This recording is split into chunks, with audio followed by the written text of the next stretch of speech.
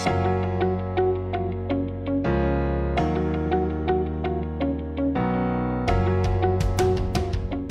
الله الرحمن الرحیم. سلام او احترامات دی ورسیږي. زه بیا هم تاسو قدرمن لیدونکو ته هیله مند یم تاسو ټول جوړ او روغ اوسئ او د روغتیا جامې پر خپل تنو باندې ولرئ. قدرمن لیدونکو لکه څنګه چې تاسو پوهیږئ د 12 ټولګي فزیک د هستوي فزیک څپرکی پای ده او نن چې کومه عنوان زه تاسو ته تشریح او توضیح کوم دغه آخري عنوان د 12 ټولګي ده. باقي څه زده کوونکو پوښتنه چې تاسو 12 ټولګي په سراسر کتاب کې څپرکو کې د څپرکو په پوښتنو کې لرئ تاسو کولی شئ ماته په منظم ډول باندې ټول په کومنټونو کې راواستوئ. زده کوونکو نن بیا هم زموږ نننی درس شروع کوو په څه شي باندې؟ هستوي ریاکټورونو. هستوي ریاکټور کارونې دي. څنګه هستوي ریاکټور کارول کیږي یا هم د کوم مقاصدو لپاره دغه ریاکټورونه جوړ شوي دي او ترې ګټه اخیستل کیږي. دغه مورد تاسو کولی شئ د خپل کتابونو په 128 او 128 پاڼه کې پیدا کړئ. متن یې د پیله تر پایه پورې ولولئ. بیا هم زده کوونکو تاسو له متن سره اشنایي پیدا کړئ. دغه ویډیو چې کله تاسو منظم ډول باندې ګورئ منظم ډول باندې ستاسو ټول هغه معلومات چې تاسو کتاب کې ویلي او د ویډیو څخه تاسو ترلاسه کوئ کمپلیټ کیږي یا هم مکمل کیږي زده کوونکو او تاسو په دې ناحیه کې په ریاکټورونو کې د استفادې وړ کې او هم د ترتیب باندې یو اشارات به موږ تېرو درسونو ته ولرو دغه په کامل ډول باندې ستاسو زده کیږي. لکه څنګه چې زده کوونکو بیا هم اشاره وکړه د ریاکټور هستوي ریاکټور کارونه ده. په کوم مقاصدو مواردو کې موږ دا کاروو؟ لومړی باید زده کوونکو دا باید ووایم چې عمده کارونه د همدې ریاکټورونو دا ده چې الکتریکي یا برقي یا هم برېښنایي طاقت په توګه ترې استفاده کیږي. ځکه چې زده کوونکو دې ناحیې کې فوق العاده ډېره انرژي تولیدیږي د حرارت په شکل باندې ده. چون حرارت زیات ده زده کوونکو نو په دې ناحیه کې موږ وایو چې عمده کارونه دا ده چې الکتریکي برېښنایي طاقت په توګه ترې استفاده کیږي. یو مورد زده کوونکو همدغه شو. راځئ زده کوونکو د دې مورد څخه زده کوونکو په دې شکل باندې چې الکتریکي برېښنایي قوې په حیث باندې ترې استفاده کیږي دغه زده کوونکو لومړنی مورد چې ترې استفاده کیږي ایالات متحده امریکا کې د زده کوونکو سره د چې دغه د الکتریکي برېښنایي قوت په توګه استفاده کیږي. بهرحال د دې وایي د بطي کوونکي یعنې سست کوونکي او همدې ترتیب باندې سړوونکي په توګه هم ترې کاریږي چې د هستوي ریاکټور د دې لپاره چې انفجارات پکې رخ یا هم منځته رانشي او همدې ترتیب باندې ځکه چې زنجیري تعاملونه چې ترسره کیږي په ډېر سرعت باندې سرته رسیږي باعث د دې کیږي چې انفجار رامنځته شي. خو ایالات متحده امریکا په دې ناحیه کې د هستوي ریاکټور څخه په دې توګه استفاده کوي چې د بطي کوونکي او سړوونکي په توګه ترې کار اخلي او په دې ناحیه کې کوم موادونه چې استفاده کول زده کوونکو موږ د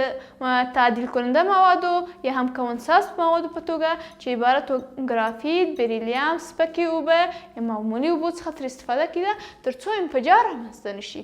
زده کوونکو ایالات متحده امریکا په دې ناحیه کې د هستوي ریاکټور څخه په دې ناحیه کې استفاده کوله. ریاکټورونه زده کوونکو بل هغه مورد چې زده کوونکو دې ناحیه کې وایي فوق العاده برېښنایي الکتریکي طاقت په توګه ترې استفاده کیږي د هستوي ریاکټورونه چې دي زده کوونکو د اوبو څخه یې ډکوي دغه زړونه یې د اوبو څخه ډکوي او همدې ترتیب باندې دغه اوبو ته د هستوي ریاکټور په زړه کې چرخش ورکوي تر څو زده کوونکو دغه هماغه ناحیه کې چې چرخش ورکوي حرارتي انرژي تبدیلوي بخار ته تبدیلیږي. بخار بالاخره باعث د دې کیږي چې حرارت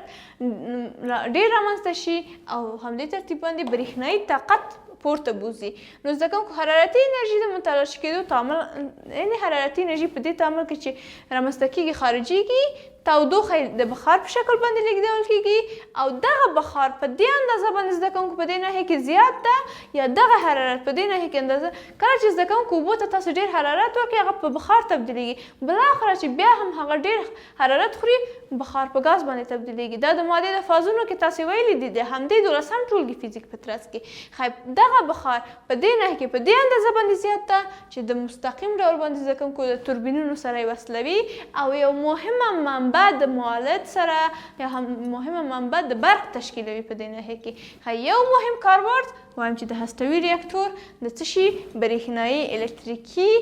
انرژي قوت په توګه ترې استفاده کیږي چې په دې توګه باندې زده کوونکو توربین سره وصلوي بخار تولیدوي حرارت تولیدوي او حرارت یوه ډېره غني انرژي موږ ته راکوي چې د کار وړ ده. زده کوونکو هستوي قوه سرچینه ورکولی شي د څو کلونو اړتیاوې مو خوندي کړي. موږ زده کوونکو وویل چې هستوي ریاکټورونو کې کله چې دغه تعاملات سرته رسیږي یا هم زده کوونکو راډیو اکټیویټي عناصرو څخه موږ د دې کې نوم واخیستو کومه انرژي چې له دوی څخه لاسته راځي موږ ویلې فوق العاده زیاته انرژي ده چې د هغه له جملې څخه چې کله یورانیم 1 کیلو یورانیم څخه زده کوونکو موږ وویل تقریبا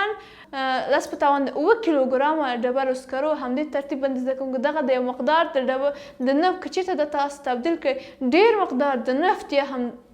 د سون توکي د نفت یا هم ګاز د دې په سوځېدلو سره ډېره فوق العاده انرژي منځته راځي. موږ وویل چې د هستوي ریاکټورونو څخه فوق یا هستوي تعاملاتو څخه فوق العاده انرژي ډېره زیاته راځي چې په دې کې د راډیو اکټیویټي عناصرو څخه استفاده کیږي. خو دې ناحیه کې چې هغه مهم مشکل چې و په دې ناحیه د تخته کې ما تاسو ته نوټ کړي دا و چې زده کوونکو یو دغه پروسه ډېره پرمصرفه ده او یو دا خطرات له ځانه سره لري چې راډیو اکټیویټي تشعشعات پخش نه کړي یا یې ونه خپروي او د ټول ژوند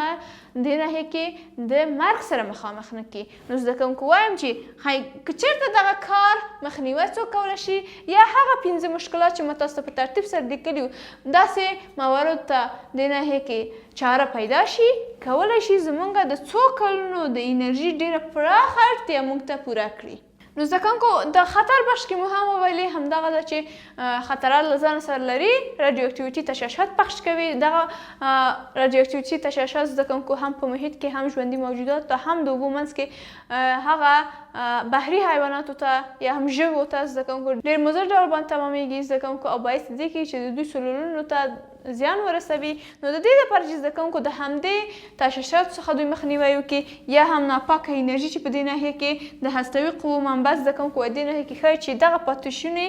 بند وساتي. د دې لپاره چې زده کوونکو غواړي دې ته یو چاره پیدا کړي تر څو دغه پاتېشونې چې د هستوي ریاکټورونو په زړه کې تولیدېږي بند وساتي تر څو د تشعشعاتو څخه مخنیوی وکړي خطرات رامنځته نه کړي. غواړي بیا هم د هستوي ریاکټورونو په زړه کې یو ناحیه ده په دې کې محفوظه ډول باندې ساتي او یو خوندي ځای ته انتقالوي چې دغه زده کوونکو پیوسته پایپونه ورته منتقلوي او دغه پیوسته پایپونه دغسې یو محفوظ ځای ته انتقالوي چې وکولی شي په دې ناحیه کې راډیو اکټیویټي تشعشعات یا هم راډیو اکټیویټي ذرې زده کوونکو یا وړانګې دې ناحیې کې له منځه لاړې شي. چې کله زده کوونکو ولې دغه مورد او ځای باید مکان په نظر کې ونیول شي تر څو دغه تشعشعات بیا هم د هوا په منتقلېدو سره د انسانانو ژوند د مرګ سره مخامخ نه کړي. نو د دې لپاره وایي د هستوي ریاکټورونو په زړه کې یو ناحیه ده چې دې ناحیه کې باید ډېر یو خوندي ځای ده د دې لپاره چې همدغه پاتېشونې بند وساتي د پایپونو سره یې وصلوي پایپونه یو منتقله محفوظه ځای ته انتقالوي تر څو دې ناحیه کې همدغه انبار شي زده کوونکو راډیو اکټیویټي تشعشعات او وړانګې ترې د منځه لاړې شي او د چا ژوند یا هم د ژوندي موجوداتو ژوند د مرګ سره مخامخ نه کړي. وایي زده کوونکو د ټولو قدرتمندو ریاکټورونو سون مواد چې دي معمولا یورانیم 215 ده چې یو ډېر فوق العاده راډیو اکټیویټي عنصر ده. یورانیم 215 په دې ریاکټورونو کې سوځول کېږي فوق العاده انرژي زده کوونکو په دې ناحیه کې چې ما تاسو ته مخکې یادوري وکړه لږ ذره مقدار څخه زده کوونکو موږ وویل چې 10 په توان د 7 کیلوګرامه د ډبرو سکرو په اندازه باندې انرژي حاصلېږي چې موږ کله دا د ګاز او نفتو سره زده کوونکو مقایسه کړه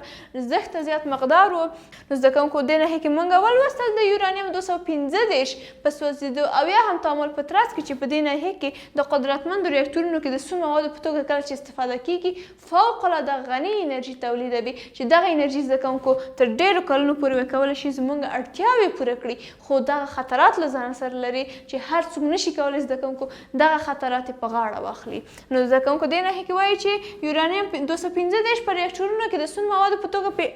سوځول کېږي چې دغه یو مهم ایالات متحده امریکا کې زده کوونکو یو مهم چې دې ناحیه کې د دې منبع څخه استفاده کېږي یورانیم 215 د سون موادو په توګه د دې لپاره چې یو ښه انرژي تولید کړي همدې څخه استفاده کېږي. او خو زده کوونکو مشکل په دې ناحیه کې دا ده چې د دې ذخیرې ویلې څه محدودې دي او د نوي قرنونو ذخیرې محدودې دي او د نوي قرنونو په نوي کېدو سره به دغه ذخیرې پای ته ورسیږي. نو زده کوونکو وروسته دغه څخه وایي زده کوونکو خو دوی بیا هم همدغه کشورونه د دې لپاره چې د دې انرژي له فقر سره مخامخ نه شي بله چاره یې لټولې په دې ناحیه کې غواړي چې یورانیم 218 د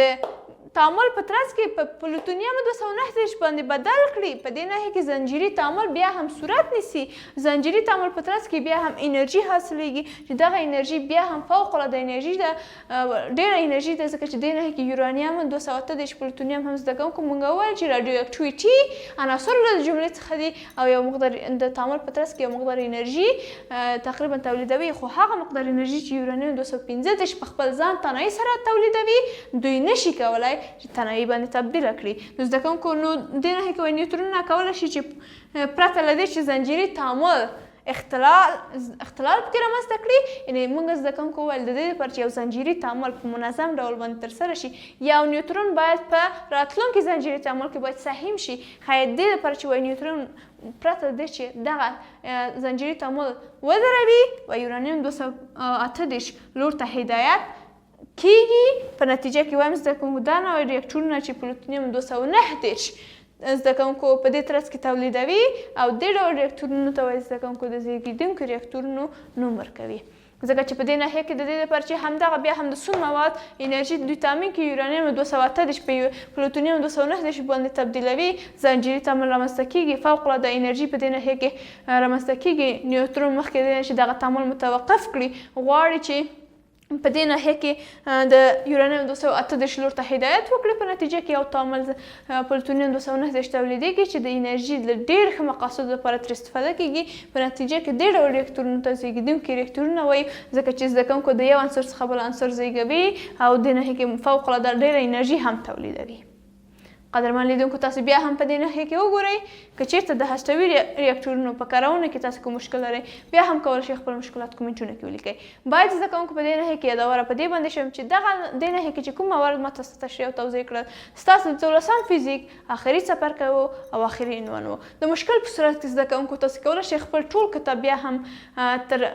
سترګو لاندې کړئ او هم دې ترتیب باندې خپل مشکلات راټول کړئ موږ ته په کومنټونو کې راواستوئ. قدرمن لیدونکو بیا هم تاسو څخه هیله یم خپل درسونو ته په همدې ترتیب باندې ادامه ورکړئ. زموږ د چینل نور مضامین هم زده کوونکو هیر نه کړئ تر څو تاسو په مکمل ډول باندې منظم ډول باندې وکولی شئ د کانکور ازموینې ته چمتووالی ونیسئ او د کانکور ازموینې چمتووالی زده کوونکو د دې سره زده کوونکو اړوند ده چې تر څو تاسو هر مضمون د اصلي ریفرنس نه د اصل موضوع نه زده کوونکو په ډېر عمیق شکل باندې ووایئ او ډېر یوټیوب چینلونه زده کوونکو د هغه له جملې نه کومه آموزشي دي زده کوونکو تاسو ته اصل ریفرنس نه یا هم هر هغه موارد چې تاسو کولی شئ پوه کړئ د هغه څخه استفاده وکړئ او وکولی شئ د کانکور په ازموینه کې یوه ښه چانس او یوه ښه نتیجه لاسته راوړئ. نو بیا هم زده کوونکو په همدې ترتیب باندې سره دی چې 12 ټولګي فزیک تاسو ته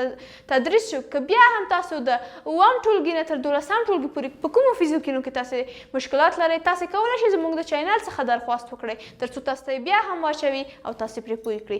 قدرمن لیدونکو دغه و زموږ ټول هغه موارد او پروسه چې په دې ناحیه کې تاسو ته فزیک تشریح او توضیح شو. نو قدرمن لیدونکو ستاسو ټوله د کامیابۍ او موفقیت په هیله باندې خدای پامان ښه وخت ولرئ.